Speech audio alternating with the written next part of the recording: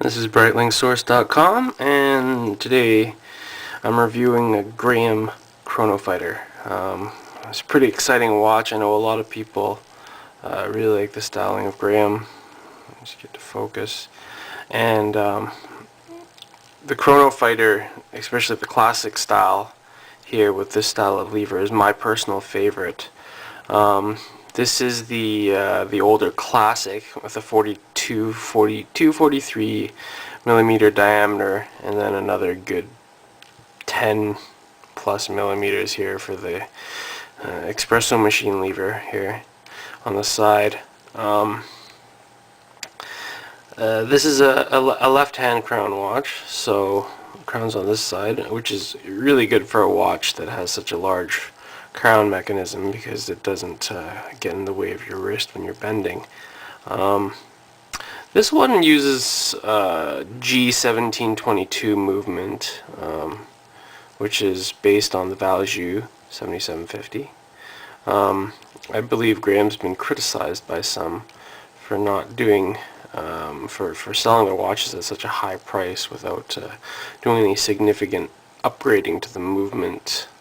I guess that's just a personal preference thing, so I probably won't get too much into that. It's just an opinion based on price versus product. So I'll take a closer look here at the crown mechanism, because this is what I guess makes the watch unique. They do a nice job mixing up the polishing here with the brushed finish here on the rest of it. Really nice fine machine screws here, putting the whole thing together.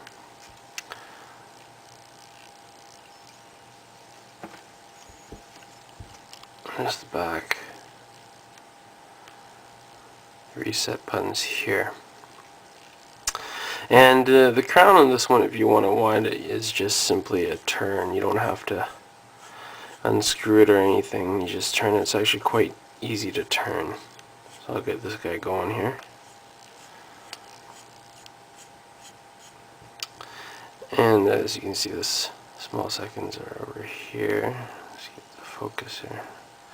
Small seconds are there. We got, it's only the two registers, so we only got the minute and the seconds for the chronograph.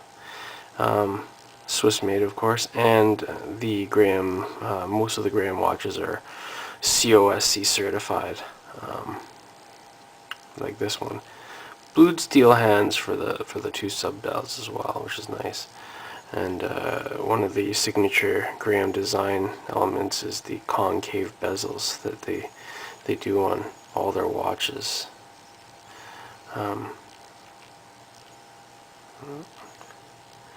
And the neat thing about the chronograph movement is here is the pusher is actually at the crown stem. It's not down here, even though you do push it by pushing this button here. So if you're going to use this, you would push here down on the lever, and then it starts.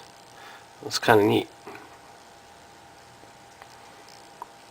Oh, red tipped second hand there going.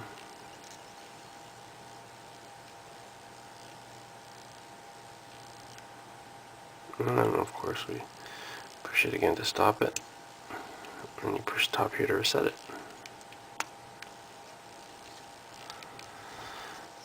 Graham of course has these chunky lugs that they kind of a signature of theirs as well. I have this one on an aftermarket Bally Chrono strap from D Model. It's a German strap. I preferred it over the black leather strap that it came with. Of course, it's fitted with the chunky Graham buckle, very thick buckle. It wasn't so easy to find a strap that suited this watch, I think, so I was and I needed these slotted holes here on the strap so it could fit this chunky buckle and the chunky tang. So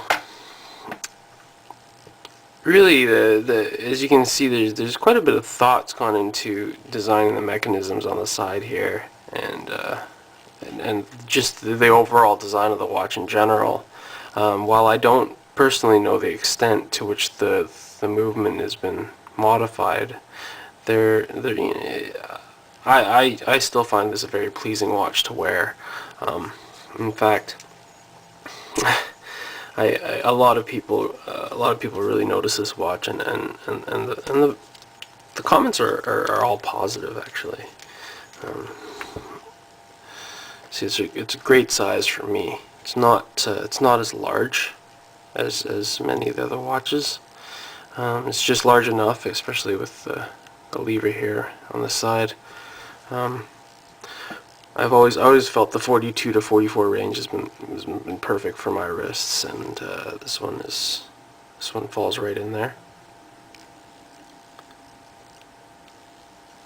Of course, another of the British Masters brands is Arnold & Son, which I also quite like the design of the watches, and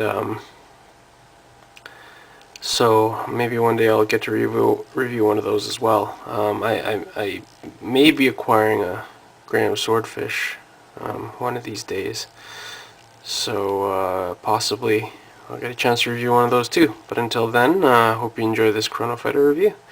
Have a good one.